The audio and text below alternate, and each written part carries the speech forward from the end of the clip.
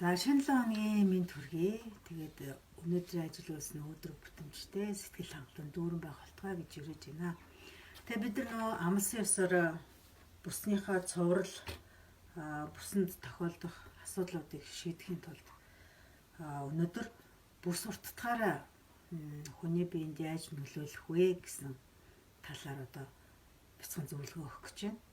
За бүсийг ер нь хүмүүс тэгдэг жоох өндөр байх тусмаа сайн гэж боддог. Тэгвэл тийм биш. Яг л таарсан бус. Өндөр нь яг таарсан бус эвтэйхэн байдаг. За өндөрцөн бус яадаг вэ гэхээр зэрэг за өндөр бус зүйлээ. Тэгээд ямар ч байсан бүсээ сонгож авахдаа бүсээ зүчээд заавал сууж үзэх хэрэгтэй. Яг сууж үзээд биеинд эвтэйхэн бол тэр яг өндөр нам таарч ин гэсэн үг. За магадгүй өндөрцөн бус суухаар зэрэг одоо би энэ юун дээр авчил да. Хүн суухаар энэ хунирдаг. Тэгэхээр гидс чинь уршаага пүмбэн гэсэн үг. Бинээсээ пүмбэгөөд юу нөө гидс барих те дарах. Өөр илүү пүмбэгөөд одоо яг бүслэгийг чи яг барихгүй байна.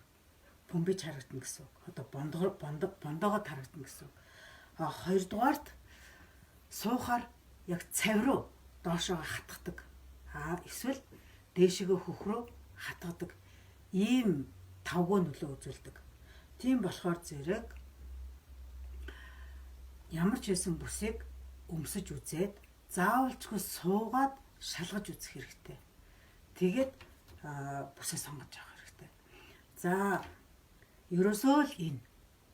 Тэгээд одоо дараагийн асуудал болохоор зэрэг дараа нь би та нарт богинцсон бус бас яаж байдаг нөлөөлдөг вэ гэдгийг бас та нартай дараагийн дугаартаа оруулъя гэж бодлоо. За ингээд анхаарал тавьсан явдал та нартай баярлалаа.